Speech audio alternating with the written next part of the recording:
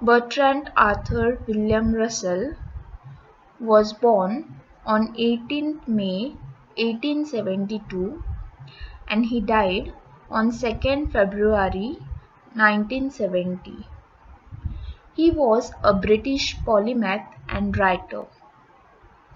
He was born in Monmouthshire into one of the most prominent aristocratic families in the United Kingdom.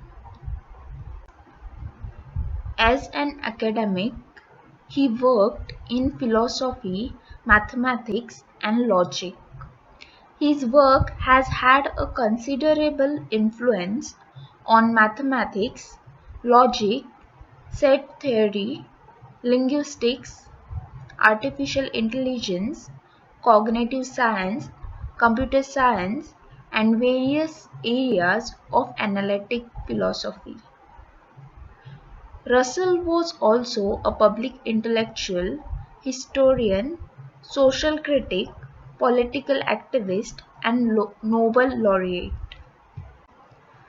In 1950, Russell was awarded the Nobel Prize in Literature in recognition of his varied and significant writings in which he champions humanitarian ideals and freedom of thought.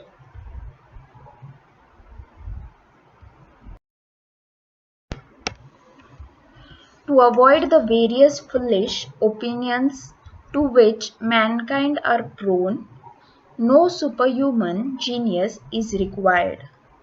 A few simple rules will keep you not from all error but from silly error.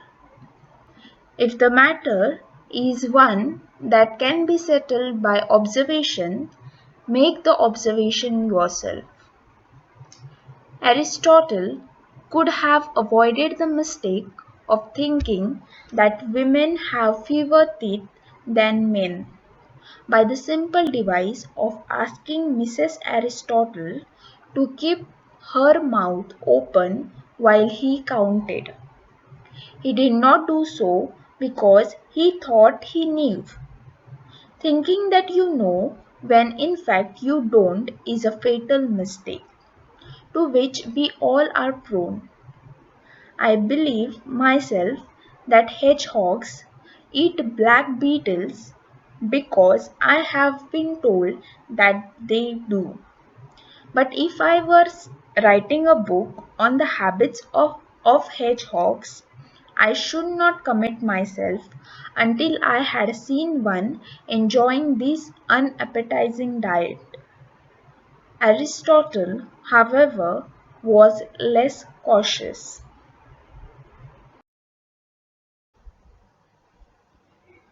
This lesson is a part of Russell's essay An Outline to Intellectual Rubbish. It begins with the statement that no superhuman ability is needed to avoid foolish opinions.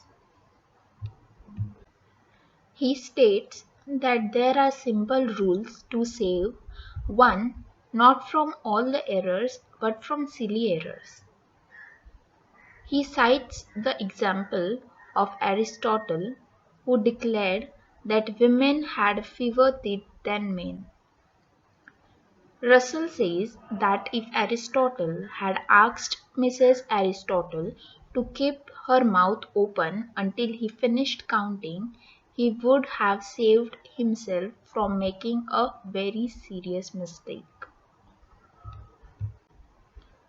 He did not do so because he thought he knew. This, according to Russell, is the greatest mistake. He further explains this situation, stating his own beliefs about hedgehogs and beliefs of the ancient and medieval authors about unicorns and salamanders. Here, the author says that in he believes that hedgehogs eat black beetles, and he believes this because he was told that way. But He says that if he wants to announce this fact or this belief in front of people, then he has to do some research. If, without finding the truth that hedgehogs eat black beetles, he announces in front of people, then he will be committing the same mistake that Aristotle did.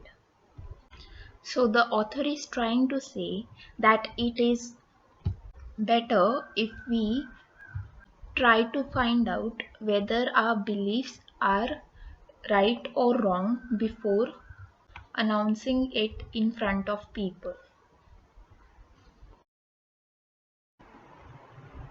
Many matters, however, are less easily brought to the test of experience.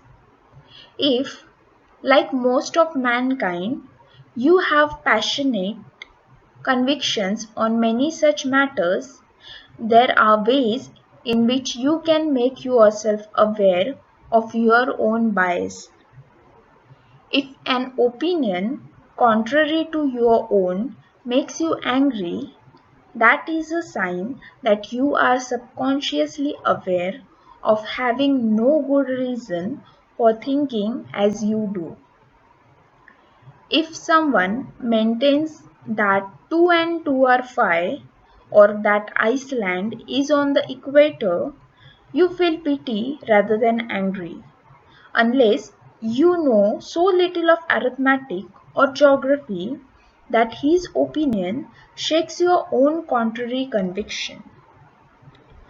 The most savage controversies are those about matters as to which there is no good evidence either way. So, whenever you find yourself getting angry about a difference of opinion, be on your guard. You will probably find on examination that your belief is going beyond what the evidence warrants.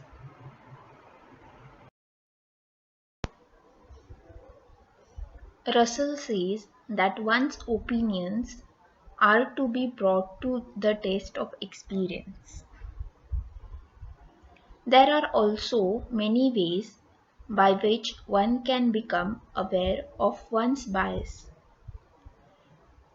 That is, if any opinion contrary to one's own makes him or her angry, then they must understand that they themselves are doubtful on the subconscious level. He explains the difference between arithmetic and theology. Arithmetic is about knowledge, but theology is only about opinions. Knowledge is the result of observations, but opinion need not be so. He tries to explain this with an example, that is, if someone tells us that 2 and 2 are 5 or that Iceland is on the equator, then we will feel pity rather than angry on that person, because we know that both the statements are wrong. But the author is saying that if you yourself have little knowledge of arithmetic or geography and you yourself don't know whether these statements are right or wrong, then it will shake your own contrary conviction. So, the author is saying that whenever one gets angry about another person's opinion, the person should be on his or her guard and make observations to ascertain their idea.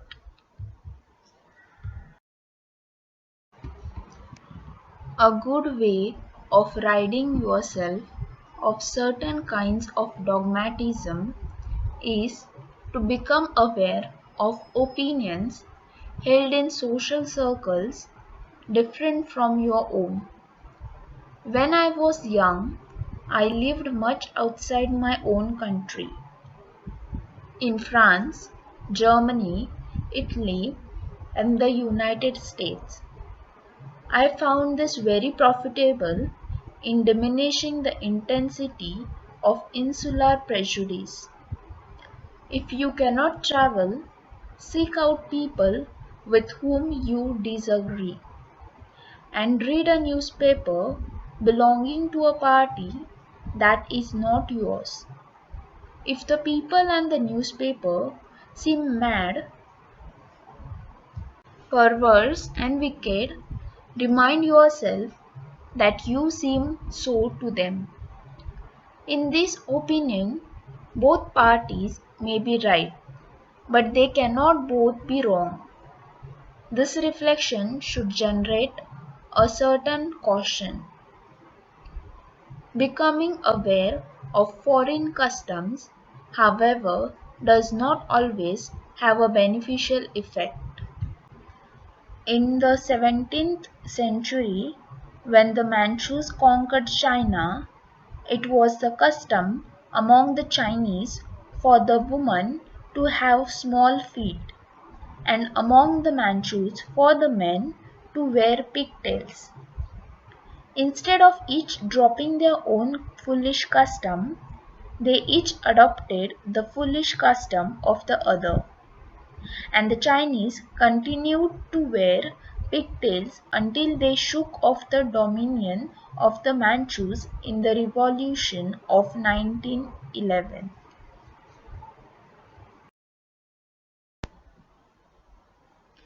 Russell further talks about dogmatism and suggests ways to get rid of it as well. One can easily keep away from dogmatism by following some simple steps. First is get out of your social circle.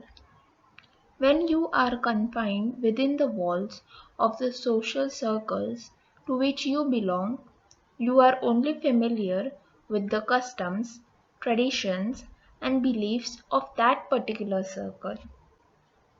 And there is a common human tendency to develop narrow minded prejudice out of this. So, in order to get rid of this prejudice, it is always good to become aware of opinions held in social circles different from your own. Russell here mentions his personal experience. When he was young, he lived much outside his own country, that is France, Germany, Italy, and US. The second step is not all can afford the expenditure of travel, or it is not necessary that all have circumstances that favor travel. So, there is another tip for those people who cannot travel. Seek out people whom you disagree. It is always a pleasant experience to carry on a healthy argument with people whom you disagree. This will help you think from their perspective, thereby reducing the intensity of prejudice. The third step is reading newspapers that does not belong to your faction can also help a lot. As we all consider our own versions of truth to be authentic and foolproof, there is a tendency to despise others' version of truth. Our version of truth and others' version of truth may be a constructed reality which may be far away from the objective reality. So, if the people and the newspapers seem mad and perverse, remind yourself that you seem so to them. Russell gives another interesting observation that knowing the customs of other countries will not help always. When the Manchus conquered China, it was the custom among the Chinese the women to have small feet, and for the Manchus, the men to wear pigtails.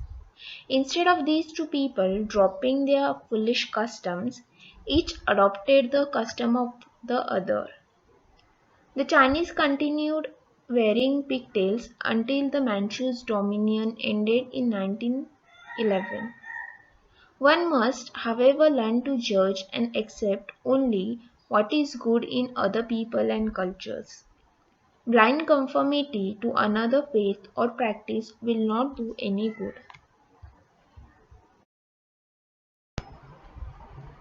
For those who have enough psychological imagination, it is a good plan to imagine an argument with a person having a different bias.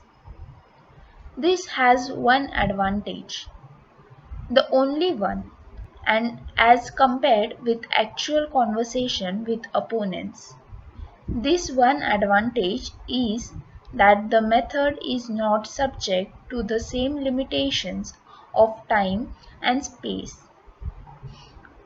Mahatma Gandhi deplored railways and steamboats and machinery.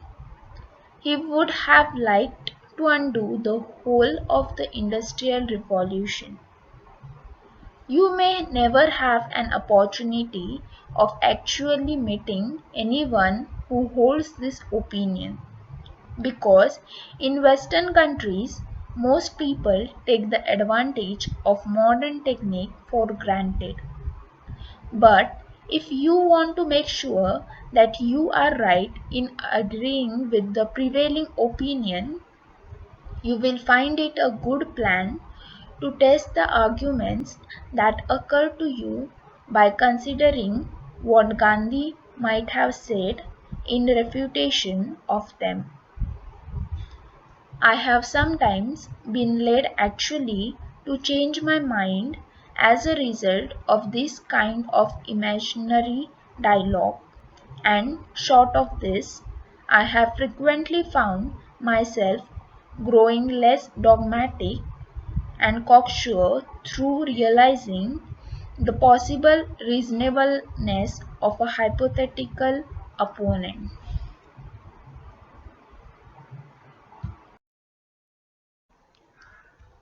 Another way to escape from foolish opinion is to imagine an argument with a hypothetical opponent. This has one and only one advantage as compared with the real conversation. This one advantage is that the method is not subject to the same limitations of time and space. Russell says that he had to change his mind quite often as a result of this kind of imaginary dialogues.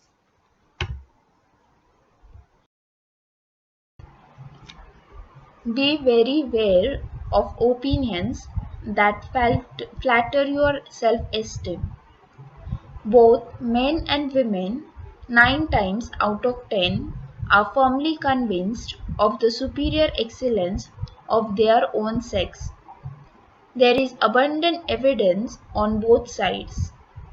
If you are a man, you can point out that most poets and men of science are male. If you are a woman, you can retort that so are most criminals. The question is inherently insoluble, but self-esteem conceals this from most people.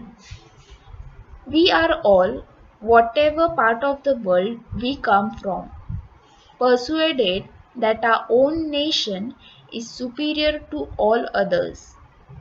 Seeing that each nation has its characteristic merits and demerits, we adjust our standard of values so as to make out that the merits possessed by our nation are the really important ones, while its demerits are comparatively trivial.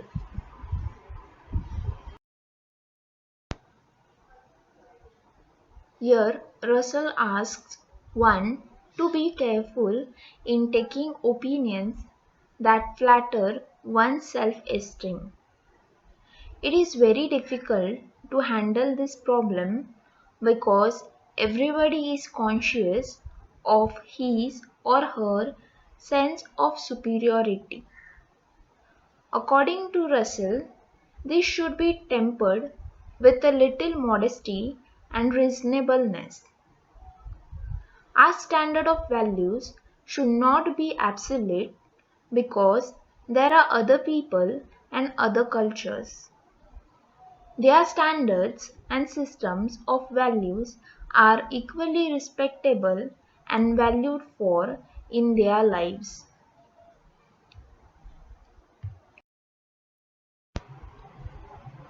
Here again, the rational man will admit that the question is one to which there is no demonstrably right answer. It is more difficult to deal with the self esteem of man as man because we cannot argue out the matter with some non human mind.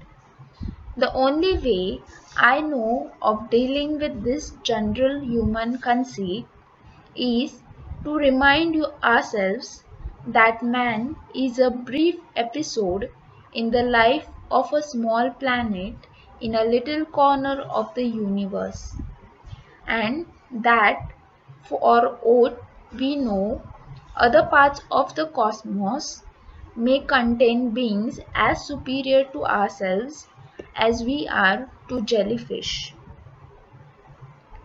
Other passions besides self-esteem are common sources of error. Of these, perhaps the most important is fear. Fear sometimes operates directly by inventing rumors of disaster in wartime, or by imagining objects of terror such as ghosts. Sometimes it operates indirectly by creating belief in something comforting, such as the elixir of life, or heaven of ourselves, and hell for our enemies. Fear has many forms: fear of death, fear of the dark, fear of the unknown, and that vague generalized fear that comes to those who conceal from themselves their own specific terrors. Until you have admitted your own fears to yourself and have guarded yourself by a difficult effort of will against their myth making power, you cannot hope to think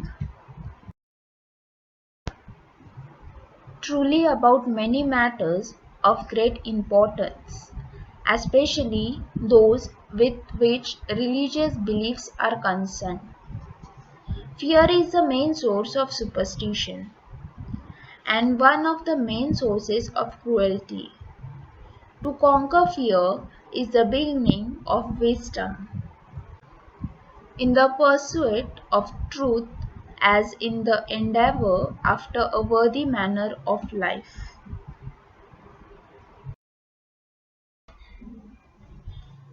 He further states that it is more difficult to deal with the self esteem of man as man because we cannot argue out the matter with some non human mind.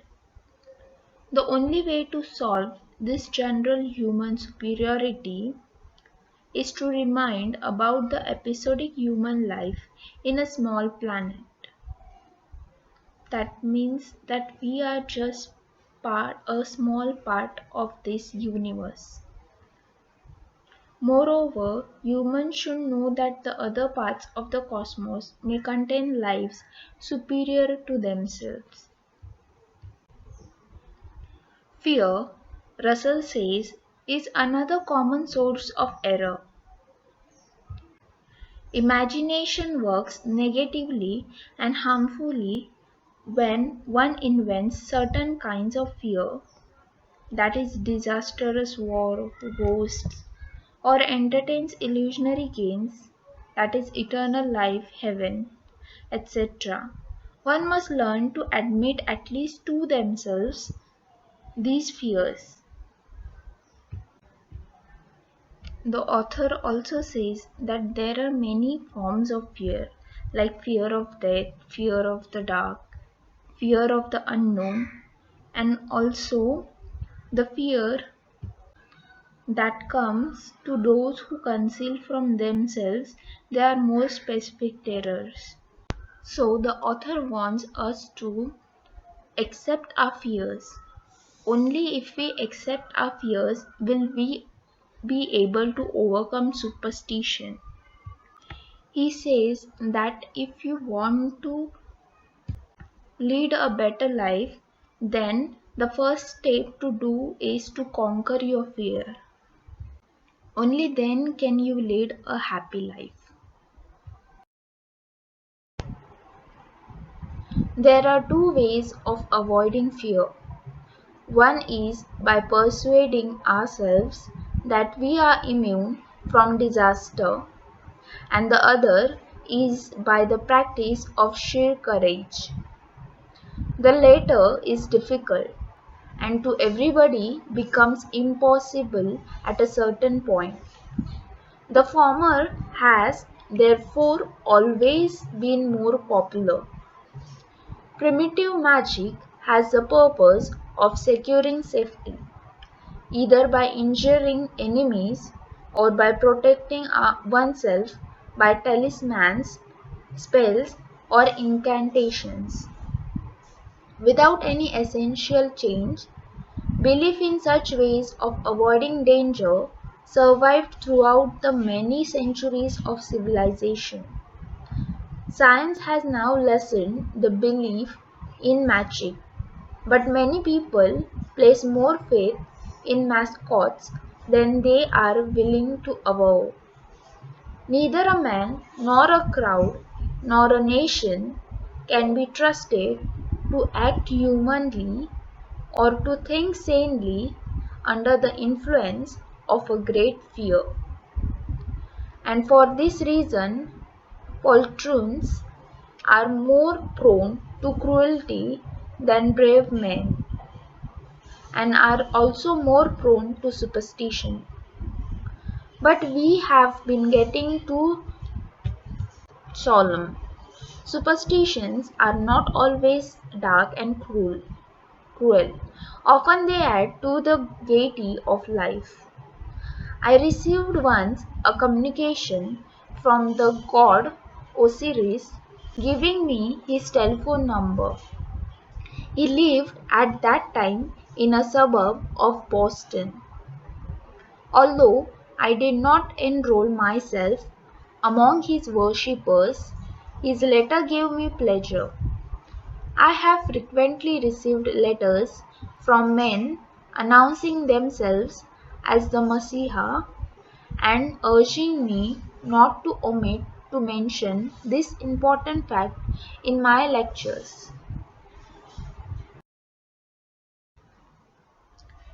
Russell suggests two ways of overcoming fears. The first one is by persuading ourselves that we are immune from disaster. Means that in time of danger we have to think that no harm will come to us and that we are immune to any kind of danger. And the second one is by the practice of sheer courage. Means in if we are in any kind of danger, we have to show courage and face that danger. Earlier people used to believe in magic. This is because they used to think that magic will keep them safe from any kind of danger. According to people at earlier, magic will either save them, protect them, or it will harm their enemies. And so they used to believe in magic. Now science has lessened the belief in magic. Russell further states that if a person is under the influence of fear, then that person cannot be trusted to act humanly. Not just a person, but a crowd or a nation for that matter as well cannot be trusted. And because there is fear in people's mind, they are more prone to believe in superstition. But the author also says that superstition is not always dark and cruel. Sometimes it is a source of entertainment in our life. The author used to receive letters from many people announcing themselves as the Messiah, and they used to ask him to mention them as the Messiah in his lectures. Reading such kinds of letter used to be entertaining for the author, and so he says that superstitions are also a source of entertainment and not just they are always dark and cruel.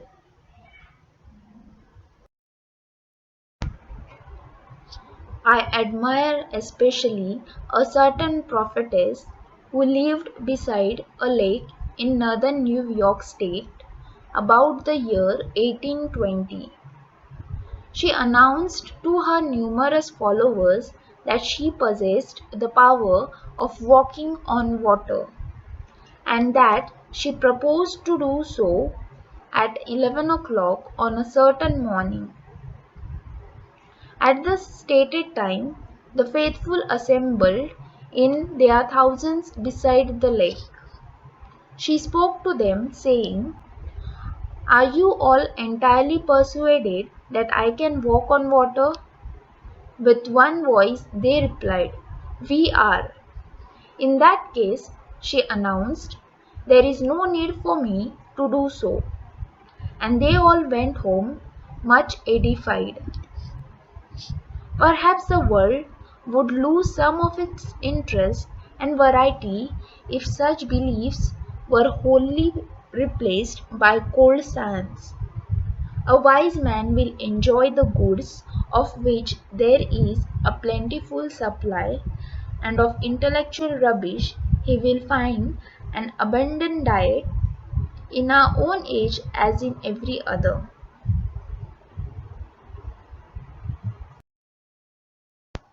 Lastly, the author gives an example of a certain prophetess who lived beside a lake in northern New York State, and how she fooled her followers into thinking that she can walk on water. So, lastly, Russell says that if superstitious beliefs are completely replaced by cold science, then the world would lose some of its interest and variety. So, a wise man will always enjoy and have a good laugh about this intellectual rubbish.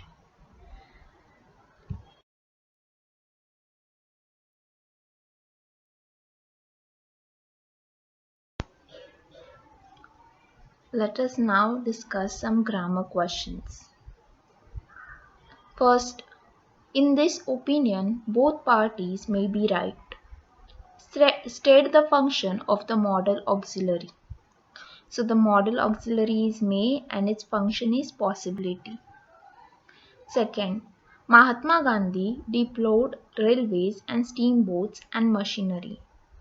Frame a WH question to get the underlined words as the answer.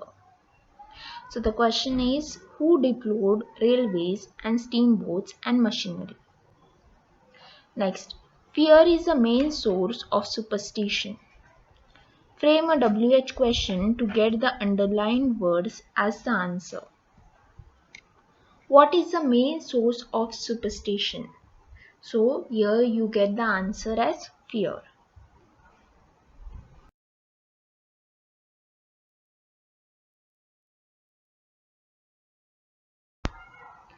Fourth one, Superstitions are not always dark and cruel. Add a question tag. Superstitions are not always dark and cruel, are they? Next, it is difficult to deal with the self-esteem of man. Make negative. It is not easy to deal with the self-esteem of a man. Next, she said, "Are you all entirely persuaded that I can walk on water?" Change to indirect speech. So the indirect form will be, she asked if they all were entirely persuaded that she can walk on water.